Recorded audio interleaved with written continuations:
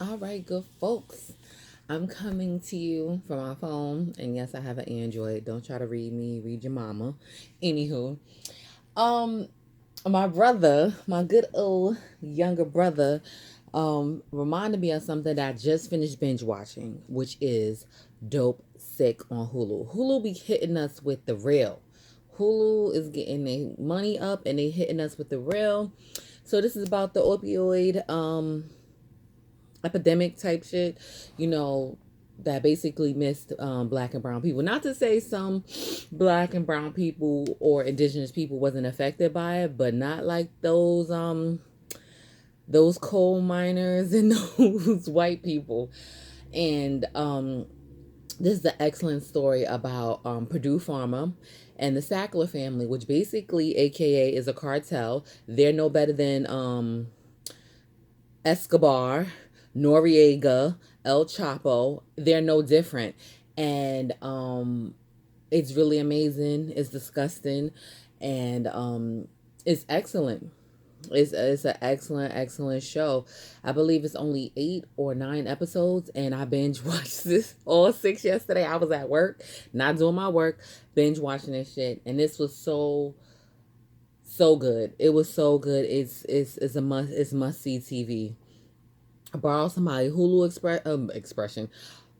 Borrow somebody's Hulu subscription, get your own, and just watch this and just cancel it because, honey, it gives everything. It's sad. It's really sad what was going on because when I was talking to my friend about it, because she's the one who put me onto it, I've been wanting to watch it. My nosy ass decides to Google it, just to Google what it's about. And when I was reading it, I'm like, they're a fucking cartel.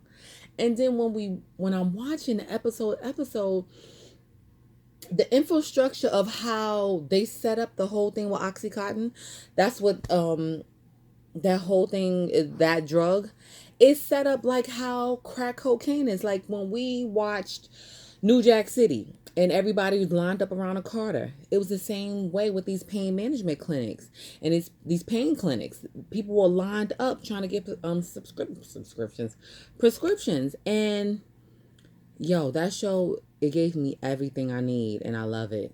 So while it's fresh in my mind or whatever, the U.S. Attorney Office is trying to build a case against the Sackler family, Purdue Pharma, about this whole thing with OxyContin because everything about it was shiesty. And the same way how any other businesses, illegal businesses ran, like they set up everything where they're protected, right? Like how the mob do.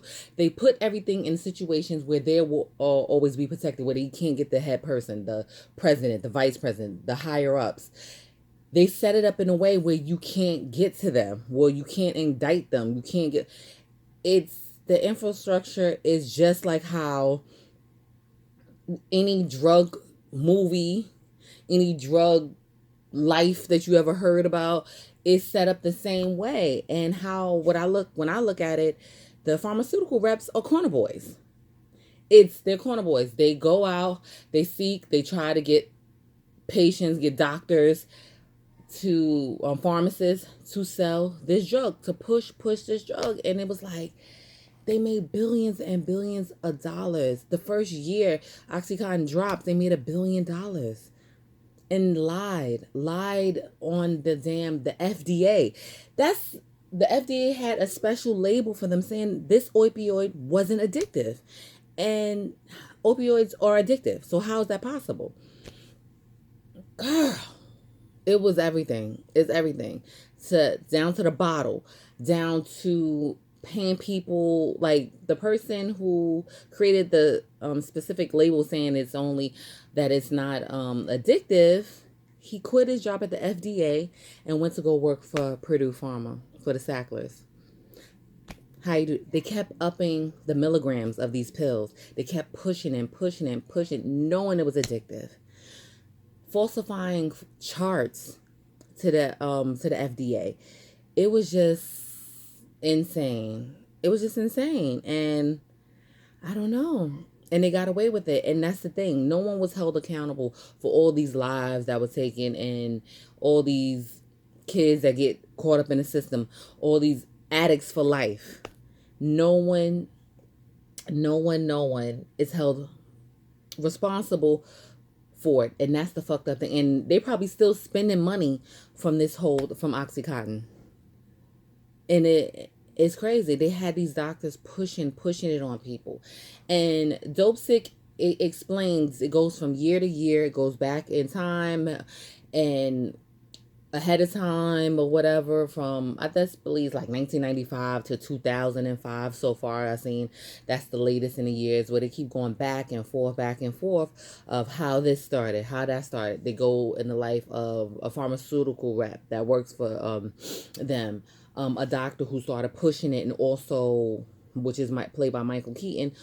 He starts pushing it to his patients. He see it was addictive. He started using it and got addicted, because it's like an instant addiction. You have one, that's it. It's like you hooked, just like crack.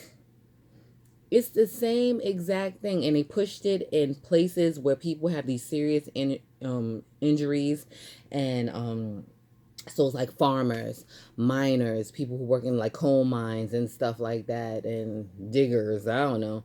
But in those rural areas, Kentucky, some parts of Virginia, I believe, Maine, like, it's great where people have these serious back injuries, shoulder, foot, toe, eyelid, whatever. And it just breaks it down.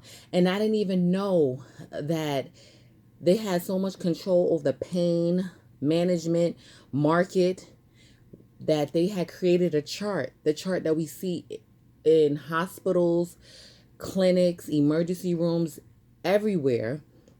The pain chart, with the spaces on it.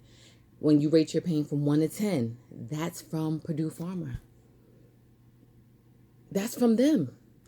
They just want us to be freaking hooked on shit. And I'm convinced that being in this country, America, that's what they like. They want us to be hooked on drugs, hooked on fucked up water supply. They want to control the water supply. They want to control our food.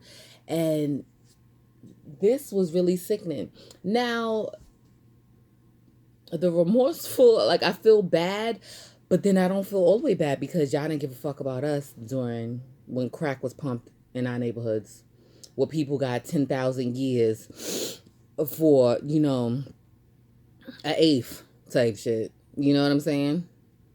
So when y'all pumped coke into our neighborhoods, and that was it for us, and nobody gave a fuck, because crack was terrible in the 80s or whatever. And this was the crack era, the opioid epidemic for the white people. So it kind of missed us, and I'm not mad that they missed us with that one. But that's why I always tell rich white people don't give a fuck about poor white people. That's it. And that's basically it. And the Sackler family, they need to go to jail. Like, I hope they don't cut the lights off over here in the BX, but they need to. They're no different. They're no different than the Escobars, the Noriegas, the El Chapos, Big Meech. Like, since we talk about it, you know what I'm saying? They're no better than any of them. And every last one of them that knew what was going on, that was pushing, everyone who benefited from that first year after OxyContin was dropped, freaking $1 billion in a year, they need to go to jail. They need to go to jail. Not jail. They need to go to fucking prison. As many lives as they ruined. But it's crazy what you can do with a whole lot of money. But it's dope. DopeSick is dope, and you gotta check it out. I just had to say that because it was fresh in my mind. Like I said, I binge watched 6 episodes yesterday. I was DopeSick. I was in it. I was floored. I was disgusted. I was shocked. I was sad. I was happy, because yeah, it's amazing what you can do. So yeah, check it out on Hulu. Let me know what you think about it. Like, the opioid pandemic. Opioid epidemic, I should say. How do you feel about it? Do you know anybody that's ever been affected by it, or have you been affected by it personally? I don't know. Let me know, and we can discuss.